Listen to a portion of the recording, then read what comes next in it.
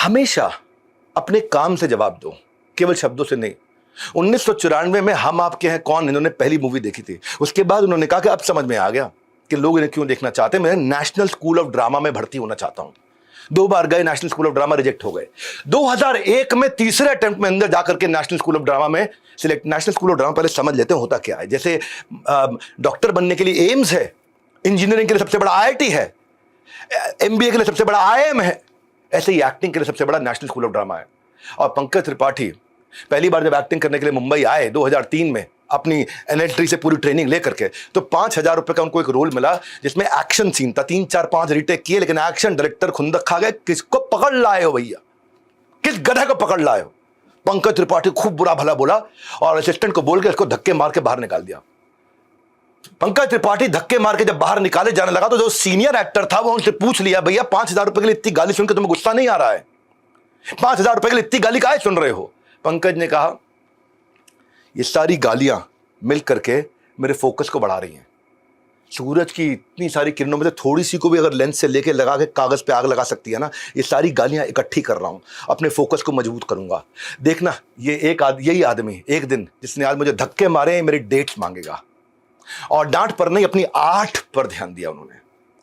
जो आज गाली दे रहा है कल वो मेरे लिए ताली बजाएगा। मैं अंदर से पहले से ही क्लैरिटी इज पावर। पहली फिल्म थी इनकी रन 2004 में, उसमें 8,000 रुपए मिले। 5 रुपए वाला चिकन बिरयानी भैया वो कौवा बिरयानी है। अब खाइएगा कौवा बिरयानी तो मोहम्मद रफी जैसा आवाज थोड़ा ही आएगा। लेकिन 8 साल के बाद वही हुआ, इनकी एक बड़ी फिल्म की स्क्रीनिंग हो रही थी। उस स्क्रीनिंग में सब लोग आए हुए थे, बॉलीवुड के हुज आए थे, तो वो एक्शन डायरेक्टर भी आया हुआ था स्क्रीनिंग में। थिएटर पर स्क्रीनिंग चल रही, खत्म होते ही एक्शन डायरेक्टर ने खड़े होकर तालियां बजाई और बोला, वाह सर क्या काम किया, कोई डेट्स मिल जाएंगी आपसे?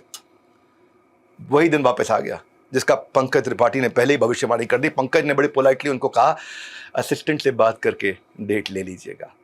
पंकज ने गुस्से का रिएक्शन लाइट कैमरा एक्शन से दिया।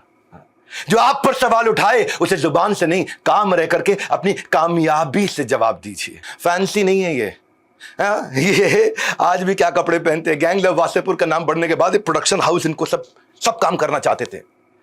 लेकिन उस टाइम पे 2012 की बात बताता हूं, उनकी गाड़ी छोटी थी और छोटी गाड़ी होने के कारण कई बार चौकीदार जो होता था फिल्म सिटी का, वो गार्ड गेट नहीं खोलता था। उसको लगता है पता नहीं कौन आ गया यहाँ पे, छोटी सी गाड़ी। और जो जूनियर आर्टिस्ट थे इनके, वो लंबी लंबी लग्जरी गाड़ी में आते थे, ऐसे गेट ऑटोमेटिक खुलता था उनके लिए। तो कई बार इनको जो है गार्ड को समझाना पड़ता था, अरे भैया काहे दरवाजा नहीं खोल रहे हो? शीशा खोलते रहते यूं यूं घुमा घुमा के। विंडो, पावर विंडो भी नहीं थी। 2013 में एक बार अपनी छोटी गाड़ी से आए तो लोग पहचाना नहीं और लगातार हॉर्न बजाए जाए और गार्ड उठे भी नहीं। गार्ड अपना बतिया रहे, वहां बीड़ी पी रहे। इन्होंने शीशा घुमा के तुरंत खोला, गार्ड आया, पहचाना, वो शर्मिंदा हो गए। पंकज त्रिपाठी क्षमा चाहते, गेट खोल दिया। और गार्ड से ज्यादा शर्मिंदा ये खुद हो गए कि गाड़ी की इतनी वैल्यू है, मैं इतना काम करता हूं।